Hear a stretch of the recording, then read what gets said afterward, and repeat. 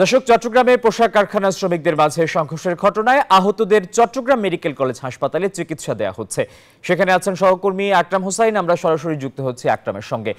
আকরাম, আহতদের মধ্যে কয়েকজনের অবস্থা আশঙ্কাজনক বলে আমরা জানতে পেরেছি। সবশেষ কি তথ্য আছে আপনার কাছে?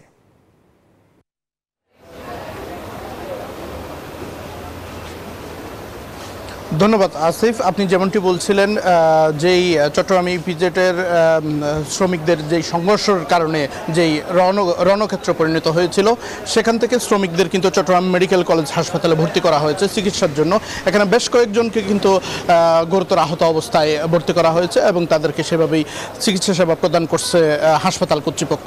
আপনার মাধ্যমে দর্শকদের আরেকটি কথা জানাতে চাই, সেটি হচ্ছে এখন পর্যন্ত চট্টগ্রাম মেডিকেল কলেজ হাসপাতালে 68 জন পোশাক শ্রমিককে আহত অবস্থায় ভর্তি করা হয়েছে, যাদের এখন চিকিৎসা চলমান আছে বলে জানিয়েছেন। আমরা আহত শ্রমিকদের সাথে কথা বলে যেটি জানতে পেরেছি, সকাল 9:30টার দিকে যেই সংঘর্ষ শুরু হয়, সেই সংঘর্ষে কিন্তু তারা বলছেন বেশ কিছু আহত আছে যারা এখানে চট্টগ্রাম মেডিকেল কলেজে হাসপাতালে চিকিৎসা নিতে আসতে পেরেছেন, তারা চিকিৎসা নিচ্ছেন। আরও কিছু পোশাক শ্রমিক কিন্তু আশপাশের বিভিন্ন হাসপাতালে ভর্তি হয়েছেন বলে আমাদেরকে জানিয়েছেন।